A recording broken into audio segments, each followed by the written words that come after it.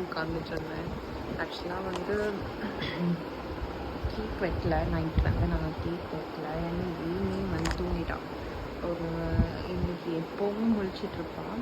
சரி ஒரு 11-11:30 பண்ணி ப்ளஸ் பண்ணிவிட்டு அவங்க எப்பா விட்டா போதுண்டா சாமின்ற மாதிரி படுத்துட்டான். நான் வந்து நெக்ஸ்ட்டு வீடியோ ஏதாவது அவளுக்காக வீடியோ சும்மா எடிட் பண்ணலாமா அப்படிலாம் பார்த்துட்டு இப்போ ஒரு 3 வரைக்கும் முடிச்சிட்ருக்கேன். ஆக்சுவலாக எனக்கு காலையில் 6 எனக்கு வேலை இருக்குது. நல்லா பண்ணேன். 6 வீடு ஃபுல்லாக கெஸ்ட்டு, நிறைய பேர் வந்திருக்காங்க. நான் வந்து நினைக்கல இவ்வளோ பேர் வருவாங்க அப்படின்னு. ஸோ வீடு ஃபுல்லாக கெஸ்ட்டு, எனக்கு என்ன எதுவுமே பண்ண முடியாது அப்படின்னு சொல்லிட்டு கடைசி நேரத்தில் நாங்கள் வந்து பக்கத்தில் ஒரு புது கடை ஓப்பன் பண்ணியிருக்காங்க. அந்த கடையில் போயிட்டு வாங்கிட்டு வந்தேன். அதே மாதிரி லென்ஸை மறந்துட்டேன். லென்ஸ் ஆர்டர் பண்ணி கடவுளை அது வேறு நாளைக்கு காலையில் பயங்கர வேலை. டு இஸ் பிளஸ்டு இயர், ரொம்ப பிளஸ்டாக இருக்க போகுது என்னோட இந்த வருஷம். ஏன்னா எனக்கே வந்து ஒரு பிளெஸ்ஸிங் தான். எப்போவுமே எனக்கு ஒரு தேவனுடைய ப்ரெசன்ஸ் என் கூட இருக்குது அப்படின்னாலே எனக்கு வந்து ஏமி இருக்கிறா அப்படின்னாலே எனக்கு வந்து ஓகேவாக இருக்கும். அதே மாதிரி அவள் தூங்கினா தான் எனக்கு தூக்கம் வரும். எல்லா அம்மாவுக்கும் இருக்கிறது தான், எல்லா அம்மாவுக்கும் இருக்கிற மாதிரி தான். ஆனால் எனக்கு வந்து ஏமியை வந்து நான் எப்படி பார்க்குறேன்னா, நான் வந்து அவளுக்கு கைட் பண்ணுறேன்னா, நான் வந்து அவளுக்கு கைட் பண்ணுறேன். என்ன பண்ணுறேன்னு எனக்கு தெரியாது.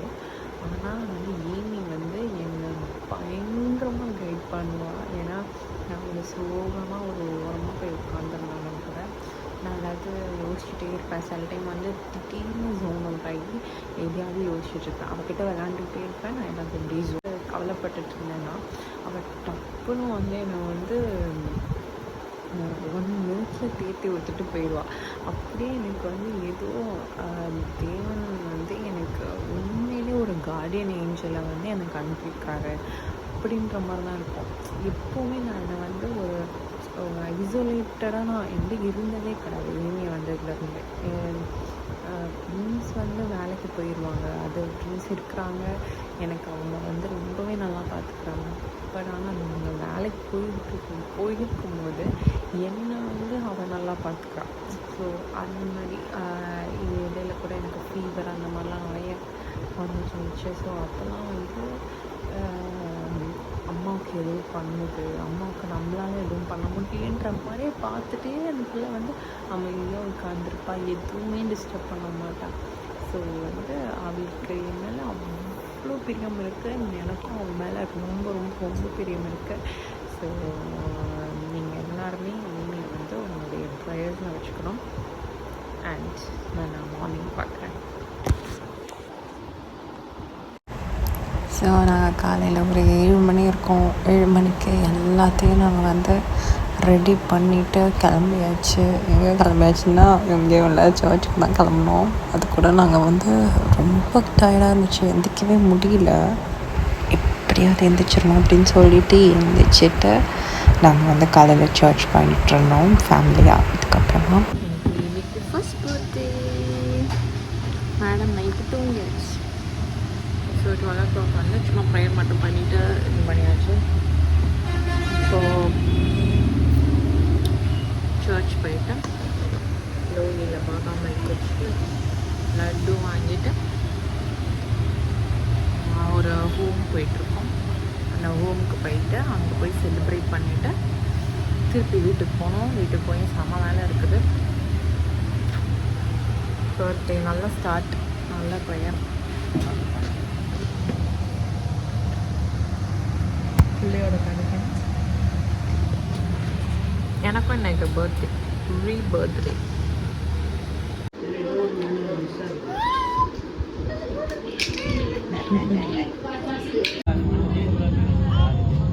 ஈமி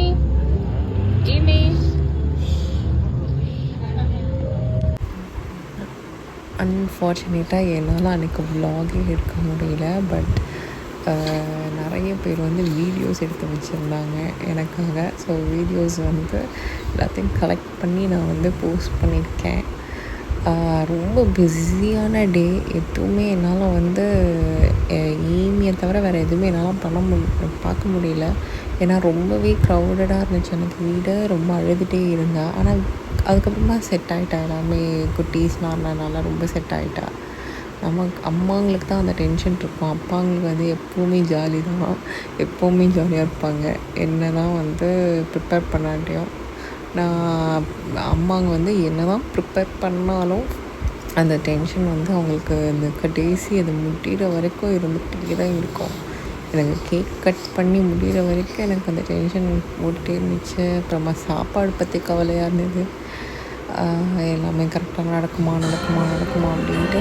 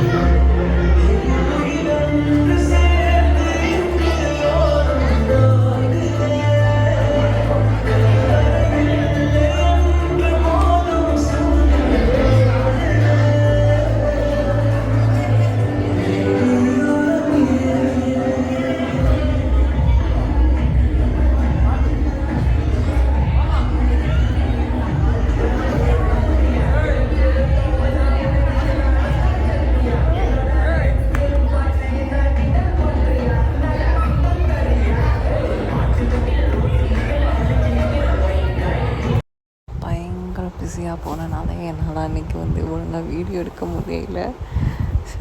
அன்றைக்கி வந்து செம்மையாக வந்து ஏமி இருந்தா, செம்ம அழகாக இருந்தா. அந்த ட்ரெஸ் வந்து நாங்கள் அந்த டெக்கரேஷனுக்கு ஏற்ற மாதிரி ஆகுமா ஆகாதான்னு இருந்தோம். அண்ட் இன்னொன்று டெக்கரேஷன் வந்து நாங்கள் சொன்னது வேறு, அவங்க பண்ணது வேறு. பட் இட்ஸ் ஓகே, என்னது அமையுமோ அதுதான் அமையும். ரொம்பவே அழகாக இருந்த டே. ஸோ அதுக்கப்புறமா இன்னும் டேவை அழகாக்கிறதுக்கு நாங்கள் எல்லோரும் செம்மையாக டான்ஸ் ஆடிட்டுலாம் இருந்தோம். செம்ம ஜாலியாக இருந்துச்சு. ஆக்சுவலாக அன்எக்ஸ்பெக்டட். நான் வந்து டான்ஸ் ஆடுவேன்னு நினச்சி கூட பார்க்கல. பயங்கர டான்ஸு, செம்ம என்ஜாய்மெண்ட்டாக இருந்துச்சு. இந்த 1 இயருக்கு முன்னாடி நான் என்ன பண்ணிட்டு இருந்தேன்னா, ஹாஸ்பிட்டலில் பெட்டில் படுத்துக்கிட்டு இருந்தேன். இப்போ வந்து ஆடிட்டுருக்கேன். லைஃப் எவ்வளோ சீக்கிரமாக மாறுது பார்த்தீங்களா? பயங்கரமாக மாறிடுச்சு. அந்த 1 இயருக்கு முன்னாடி எப்படி இருந்தனோ அதை விட செம்ம சேஞ்சு.